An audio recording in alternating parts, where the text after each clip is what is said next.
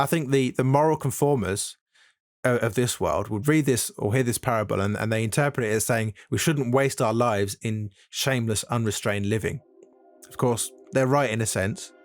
But the more socially liberal people will naturally interpret the parable as saying we should not moralize, but should accept sinners. It's like, yeah, they're right. But like both of them, they kind of miss the point.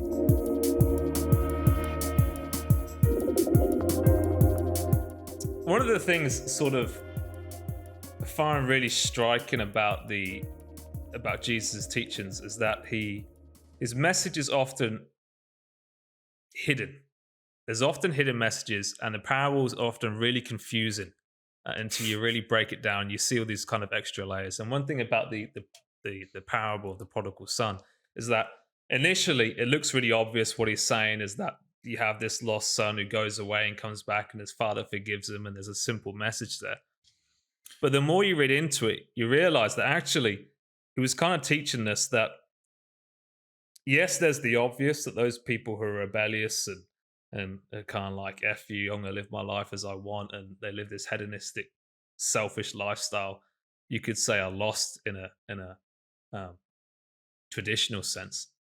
And most people would agree with that. But also, it was actually saying kind of the religious people are lost at the same time, that both the rebellious and the religious are somewhat equally missing the point of what he was trying to establish. And so the common notion you get from a lot of people that religion is a sort of, it's about us conforming to a sort of set of rules formed by God thousands of years in the past, and that's it.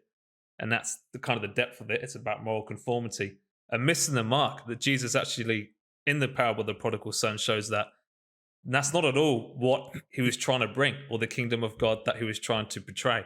And so it just really challenges a lot of those traditional thoughts about what it means to find fulfillment and what it means to be spiritually found and lost before God. Yeah. Yeah, absolutely. You put it well, dropping bombs right at the start of the episode. Yeah, this is one of my favorite. I think this is my favorite story that Jesus told. But the thing with Jesus is that the more I read his words, the more troubled I am by him. Yeah.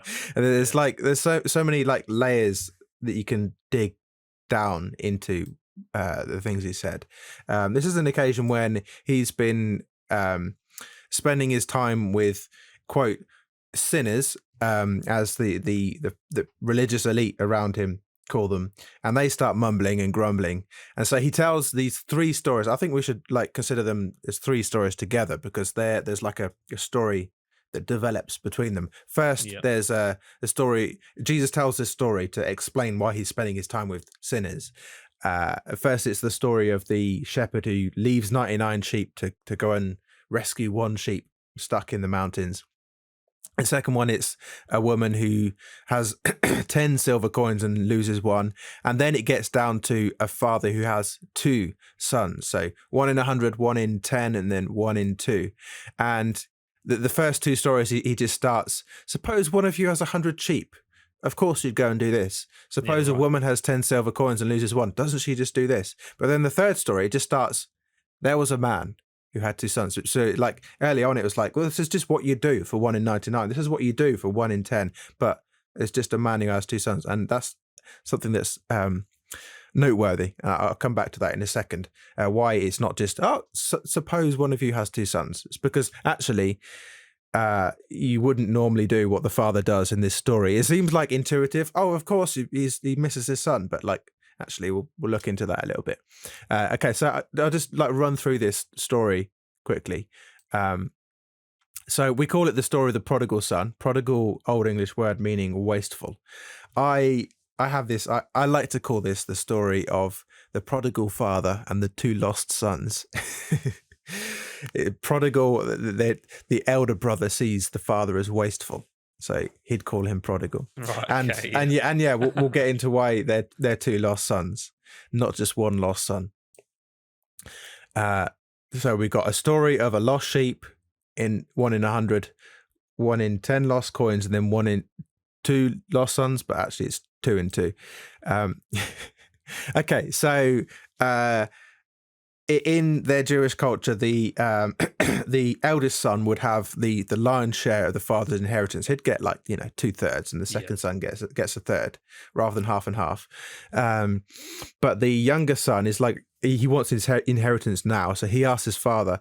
It's basically saying, "I wish you were dead because I want the inheritance that you have while you're living. I want to take a third of your stuff."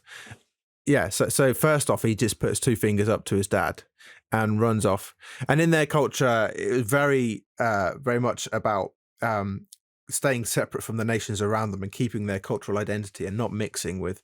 It comes from Old Testament stuff of not mixing with like idol worship and doing a lot of the despicable things nations were doing around them. So they had this really, really strong culture. You don't mix with the unclean people. And so when this son wants to go off and wild living in other towns, there's the implication is he was leaving his home, his family, his whole culture. He was putting two fingers up to the whole thing. And eventually it goes really wrong, and he ends up, there's a famine in the land, he loses all his money and therefore loses all his friends, and he's ended up the only job he can get is feeding pigs. And in fact, the pigs are better off than him because they're eating better. He wants the food that they're eating. So like for a Jew, this is like the bottom of the pit. So he comes to his senses and is like, even my father's servants have better food than this.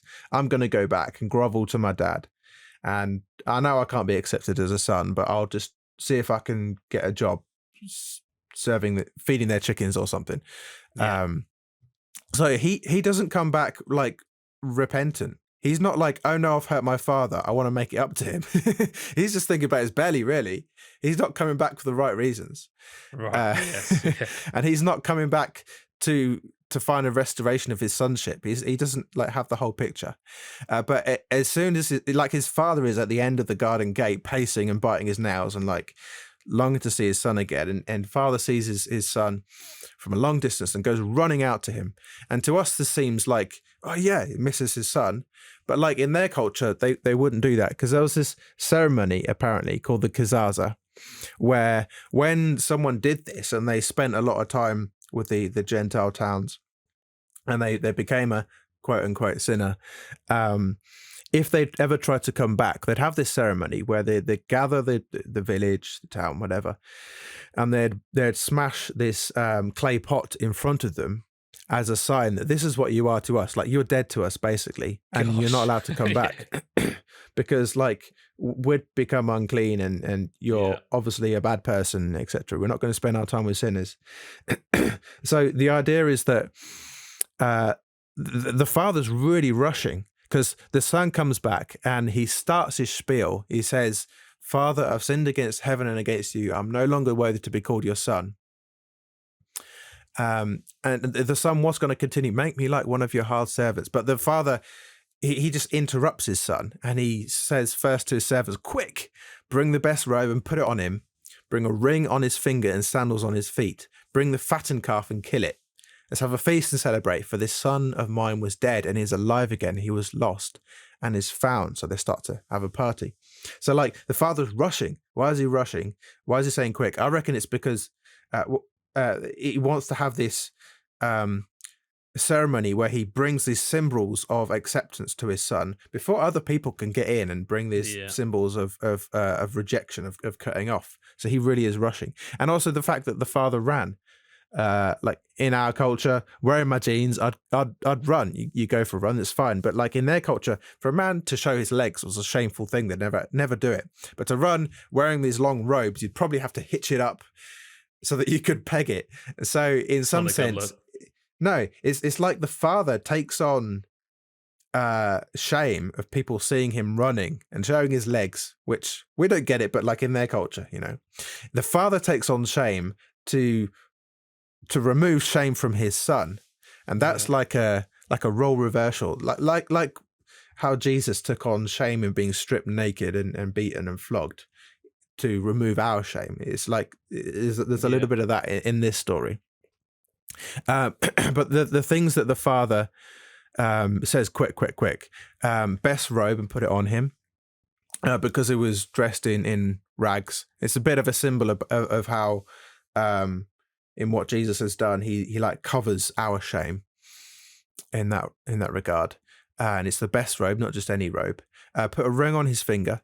The ring, this was like the family credit card, basically. If you have the family ring, that's like the family seal, and it means that you can do business.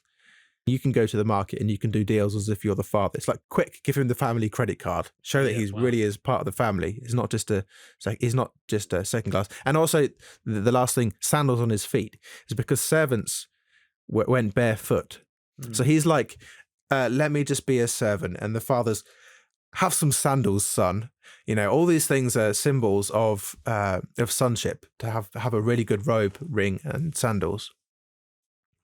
This really kind of, when you kind of recognize it in the depth of the shame and honor culture of that era, what kind of Jesus was telling this story, it almost sounds like an injustice, because to them that would have been horrifying for a son to be accepted back in those terms, considering that he's took half the inheritance, said screw you dad, and just squandered it as some sort of immature kind of selfish lifestyle. That sort of, the extent of that acceptance is almost an injustice. It almost would have, definitely would appear as an injustice, as something wrong in that culture, which shows how striking that would have been in that time for Jesus to say that. Yeah, absolutely. That's why Jesus doesn't start the story by saying, suppose one of you, would you not do this? Because no, obviously you wouldn't. Like, not only has he put two fingers up to his father and saying, I wish you were dead, he's also put two fingers up to the whole culture and like squandered the money. And then like he's just coming back, and what's the first thing the father does? Spend more money on him. It's like, what? Which is why I like to call it the story of the wasteful father. Not that he is, because he values something else greater. But from the perspective of the older brother, who hears what's going on, hears that there's a party, and it's like, hello, what? So the story continues.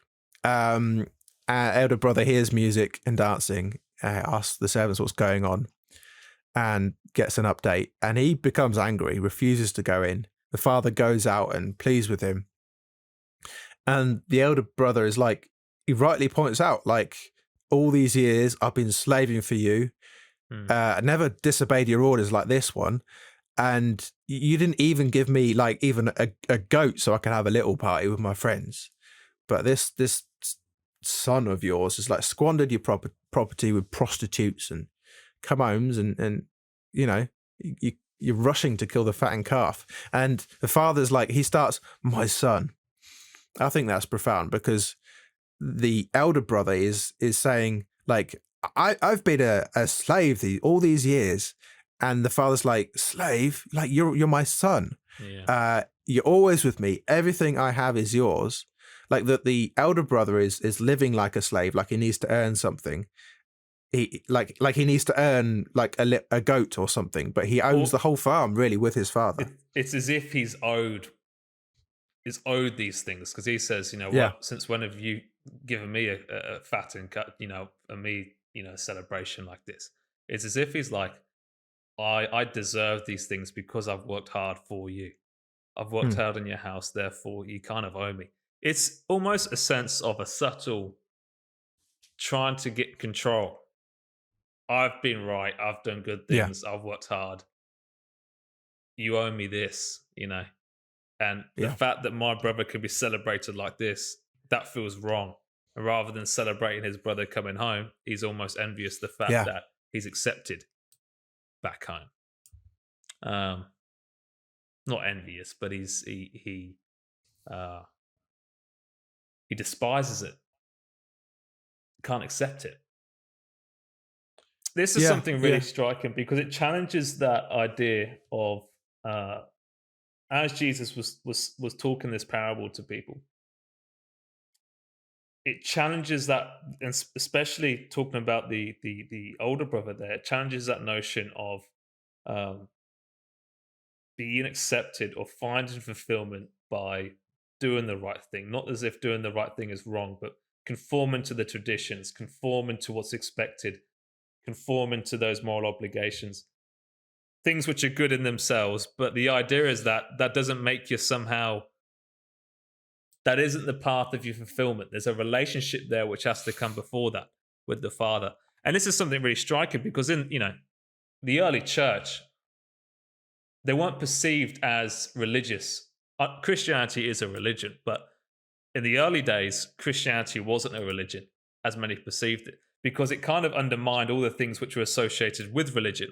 So, people around that time would have been like, okay, where do you make your sacrifices? And the Christians would say, well, we don't make sacrifices. Jesus was the ultimate sacrifice. Okay, well, where's your priest you go to? Well, we don't have priests like that anymore. We have one priest, which is Christ. And then it's like, well, okay, well, where's your temple? Actually, we don't really have temples.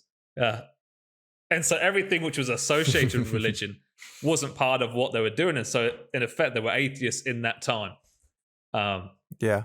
And it's funny how we've actually slowly sort of restored those things which Christ almost brought down. Not brought down, but we've now built temples in these grand buildings. Do you know what I mean? We've rebuilt the things which Christ was like, actually, that's not the essence.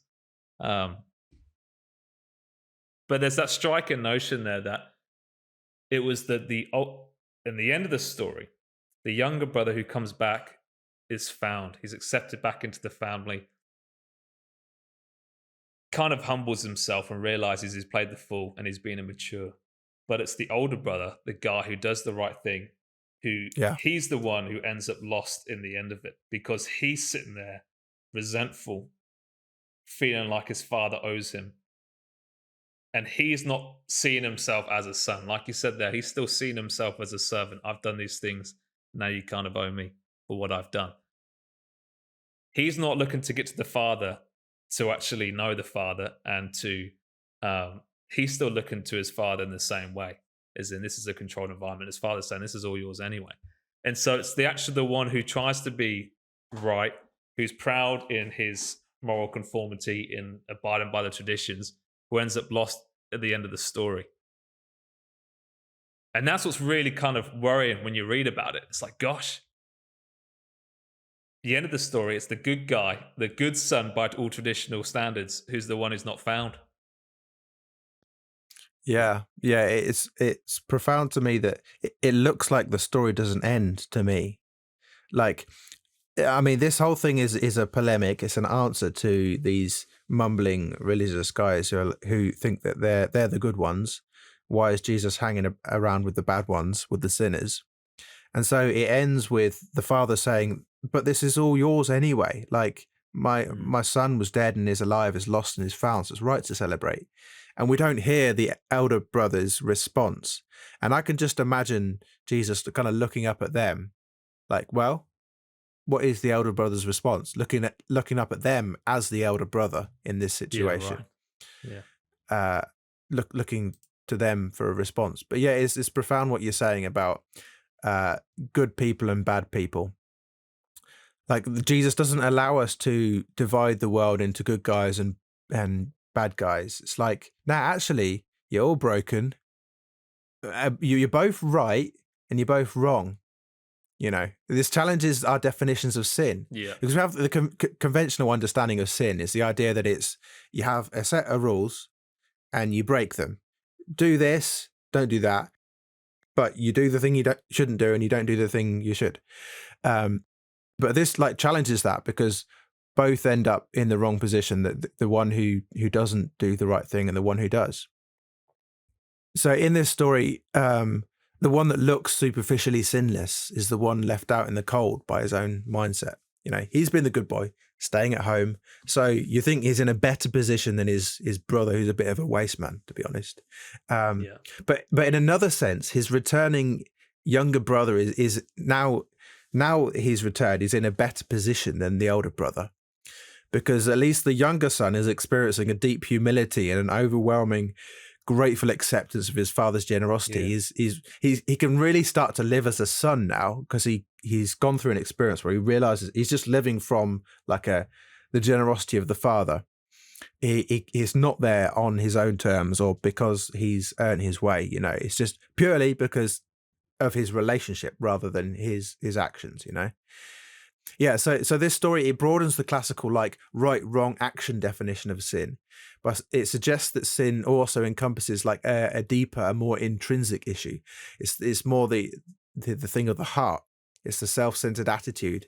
It's placing one's own desires or achievements or moral righteousness above a relationship with the Father, with God. That place in the metaphor.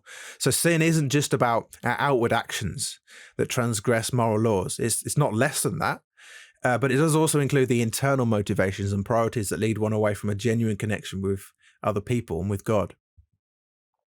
So yeah, that leaves us with the question, like, how should this reshape how we think about what it means to be an ethical person in this world, what it means to do right and to do wrong? Because like you say, we can look down at other people and think, well, thank goodness, thank God I'm not like them. And actually we're committing a sin in doing that, because we're still being just as self-centered. And we can try to, as religious people, like in effect control God by right living. If we think if we do the right things, then God will accept us.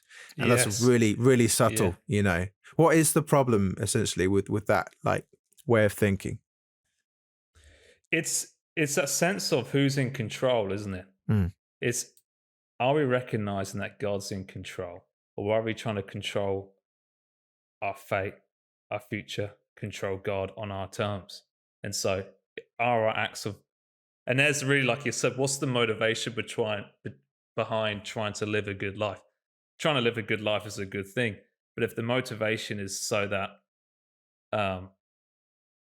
you now have a pride in your good life, so that God owes you something, rather than trying to think, I actually just genuinely want to know God, I genuinely want to love other people, and those good things become a offspring of that.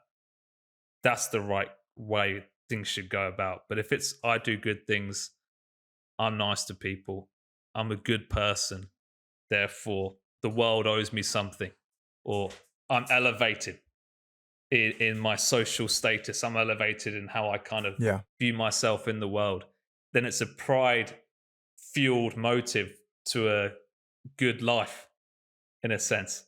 It's really challenging, because you have to constantly reflect on your motive when you're doing things, is to say, well, why am I doing this? I mean, you know, being an accountant, when I was doing my studies, we were told that the reason you want to represent true accounts and the reason you don't commit fraud is because basically fraud is bad business. It ruins your reputation, and if you get caught for it, you know, you can lose your license and it damages the reputation of your organization, blah, blah, blah, blah. They're all kind of calculated ways. You do the good thing because otherwise it damages you if you don't.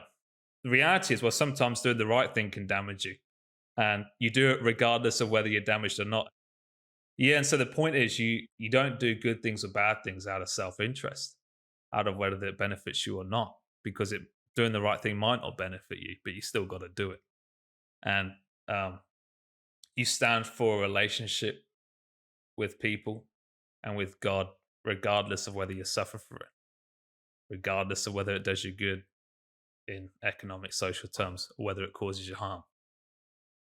Yeah. So your thesis is that, like, people who are on the outside living a good moral religious life, or a good moral irreligious life, just trying to live a moral life, that they could it could be as problematic as someone who's obviously in error, because there could be still the same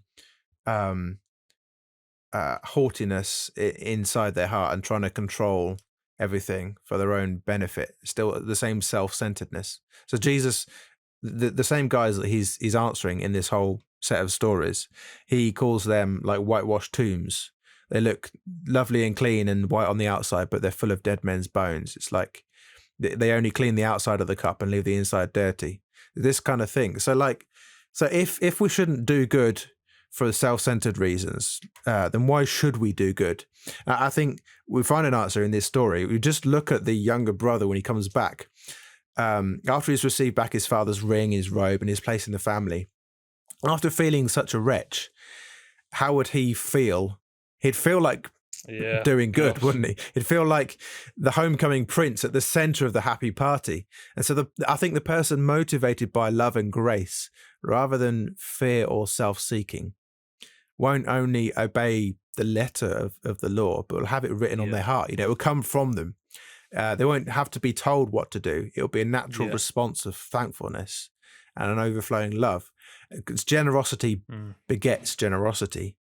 So I think the message Jesus is giving is that we should relish in God's generosity to us first, his deep mercy, his free-flowing just gift, just because we are his children, And then when we've got our hearts around that, I don't think we ever will, but once that starts to infuse in us, then consider what the feeling in your heart, what that makes you want to do. And that's the impulse. That's why you should do good. And in the long run, I think doing good from a reward, because we've been given so much, counting our blessings, that'll turn out to be a whole lot more motivating than doing good for reward, and it will keep going also. It's thankfulness in there. It's thankfulness, and it's the relationship which then inspires the works and the attitude, rather than sort of the other way around. It's that relationship with God and with each other which must come first, which inspires our works and our good things towards each other. And if there's not a genuine heart, if there's not a genuine love where I want to know the Father, I want to just be part of his family and know him and have that relationship.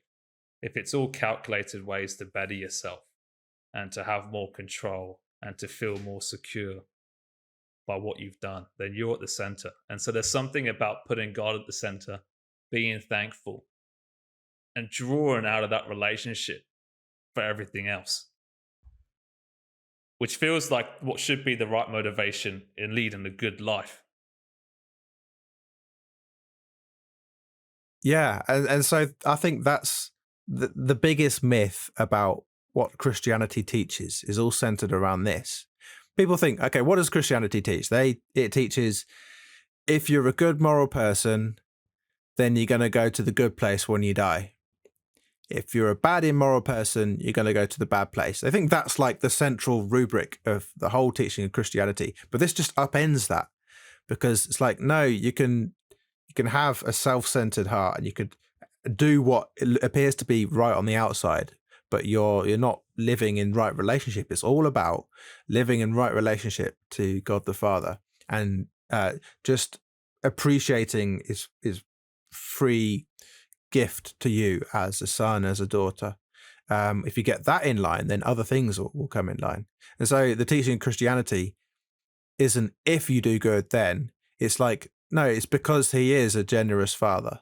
Therefore, live like this, Yeah, it is. Like I said at the beginning, it's both the religious and the rebellious, which are actually lost. And once you kind of realize that, you stop looking down at people as they're living, a terrible life, and oh gosh, that's awful. As you realize, actually, we're all living somewhat a terrible life, even if it's not so obvious. And we're all in need of some sort of restoration, and we're all in need of God to help in that restoration, to run to the fence, to bring us back into his family. Yeah, absolutely. It reminds me of a little tiny parable where Jesus says there's two guys go into the temple to pray. One of them looks over at this sinner, this tax collector, put your own category of what that is, and says, "Oh, thank you, God, I'm not like him. I'm an upright man." And he goes out feeling self-justified. And then the other one doesn't even look up, and he just like beats his chest. He's like, it's so grief-stricken. And says, "God, have mercy on me, a sinner." And Jesus says that one of them went out justified and right before God. It was the one who looked down and looked at his own need of God. So to have this humility. Yeah, humble yourself, isn't it? Yeah, absolutely. It's drop your pride, drop trying to control, drop trying to center things around you in your world, and humble yourself. That's the start to a right relationship with God, isn't it? But without it, there is no start. Yeah, so being lost or dead, as the father said that his younger son was, it means being separated from God. irrespective of your lifestyle, whether your lifestyle is self-indulgent or morally upright, being separated from God is what it means to be lost or dead. So Jesus' purpose in the parable isn't to really comfort our hearts, but to challenge our categories. Wherever you are, there's some moving we need to do. Whether we find ourselves in famine or in wild living, or we think we're safe and we're doing all the right things, it's to challenge our categories. So Jesus shatters our traditional thoughts about how to connect with God. It reveals a destructive self-centeredness in the younger brother, but it also powerfully condemns the older brother's pride in his moralistic life. So he's saying that both the irreligious and the religious can be spiritually lost. Both life paths are dead ends, so long as they're not centered on just living with the Father and in finding joy in that relationship, And so this makes me think like how we apply it to today's concept. We have like this dichotomy in our minds politically about the left and the right. You can have the liberal left, the liberal right, conservatives, progressives, etc. If we understand this as a story between two brothers, it's like two opposites. And so you have the conformers. I think the moral conformers of this world would read this or hear this parable and they interpret it as saying we shouldn't waste our lives in shameless, unrestrained living. Of course, they're right in a sense. But the more socially liberal people will naturally interpret the parable as saying we should not moralize, but should accept sinners. It's like, yeah, they're right. But like both of them, they kind of miss the point. So like in more recent history, it's the conservatives that have probably been the typical moralist elder brothers, and progressives have been the self-discovering younger brothers, But maybe I think that the roles are kind of switching now that progressives have gained more of a dominance over culture. So there's on the left, the progressive side, there's cancel culture has become a big thing. And they cancel people on the moral grounds. So they've like become a bit of the older brother. But the conservatives politically, especially in the West, they're increasingly looking like the rebels. They're the ones that set up their own digital enclaves. They get kicked off Twitter or whatever. They're casting the rebellious protest votes. They're acting a bit more like younger brothers. But this whole story, wherever you are, like politically, whether you consider yourself more of a moral conformist or someone who's into self-discovery and hedonism and a bit more relaxed like that, I think that this solution to spiritual lostness doesn't come by relying on personal achievements or on finding yourself and living into your own identity, but in re-establishing a relationship. And I think that this corruption of both the left and the right is that it doesn't allow re-establishing a relationship. It's becoming increasingly the identity politics, both on the left and the right, where the left, it's about the most important thing about you is your privilege, what group you're part of. You need to understand that. And that affects every part of life. And the right is like the most important part of the thing about you is what group you're part of. Even just being a rugged individualist, building your own life, it's like both of these views are broken.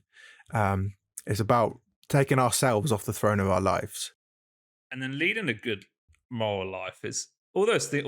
Everyone aspires to do good things and to live a good, honorable life, and there's everything good and great about that.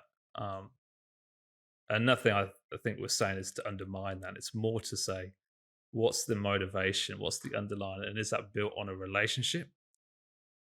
Or is that built on you trying to control, or you trying to subconsciously build yourself up in your own mind? Yeah, absolutely. So like for us practically, like how should we live? How should we change? What today, if you're an older brother, do you need to do? And if you're a younger son, what does it mean to come back to the Father in today's context? For both way, well, the older brother, it's realizing you're just as lost as anyone else, and so you have to get rid of that sense of being superior. If you're doing good things in life, it's quite easy to feel a sense of greatness, of that you're better than those people who are not doing those things, and there's a sense where you have to humble yourself and realize you're both on the same field, and so there's humility there. in thinking, I need God just as much as anyone else does. There's a reliance, which actually is that you're building that relationship. For the younger brother, it's you got to wake up to yourself and stop being immature. It's like, you know, grow up, and you're living entirely for yourself. It's this selfish, hedonistic, screw all the traditions. I'm going to do me. You know, it's basically another form of pride. You know, screw the world. This is all about me, my life. I'm going to live it the way I want. It's that sort of childish attitude. It's a sense where you need to grow up, and perhaps it might face you hitting rock bottom to realize I need to come back. I need to restore, or not. It's not necessarily restore yourself. It's I need to come back to God and realize I've done wrong, and actually, what I've done is not acceptable, and I need some sort of acceptance to bring me back in. It's humility as well. You're not going to control your way back in. Both of them lie to humility, isn't it? This is what the kind of the vibe I'm getting from this conversation, and it feels like we've been a bit messy about this, and perhaps after this we'll probably think of better words and how we've described this parable and how we've communicated. But that's the underlying message. There is it comes back to humility for both brothers, for both people who are trying to live this morally superior lifestyle, and these people who are trying to live this rebellious, hedonistic, about me lifestyle. It's both of them need humility. Yeah, absolutely. And the motivations of both, like the younger son wants to find himself, and the message of this story is that you find yourself, like you are a son, that like that is who you are. You can't find yourself apart from that, from that identity. So I just have one last question of what church should be like in light of this parable. I think church in this parable is the party. It's all the other servants, all the other sons and daughters coming around and celebrating. And, you know, in the two stories Jesus tells just before this, it's like when one sinner repents, there's a massive party in heaven. All the angels are rejoicing. And this woman who finds her coin again, she gathers all her neighbors, all her friends over, and they have a party. And I think church so often feels like, oh no, I better not screw up, rather than I've been accepted. Wow, I'm so grateful. Despite the fact I've screwed up so much, and despite the fact I am so screwed up. Yeah, and therefore that's a motivation to not screw up. But it's like, you know that you're accepted, so you want to act a certain way, rather than you want to act a certain way so that you can be accepted. So often it can feel that our approach as Christians can be, we as the elder brother, we don't want people to self-destruct, or we look at other people and think that we're better than them, and so we'll moralize when actually we should be having a whole lot more parties. We want people to feel like no matter what state they can come, that church can be like a hospital. Bring your wounds, just come back, man. We want to celebrate you, we want to love you. And church should be a lot more like that, you know. That's really interesting. That's something to think about. I think we've chiseled away a bit at this, and there's a lot more post-processing, I think, to all of this. But it's certainly helpful to think about this and to challenge the traditional views of what Christianity is about.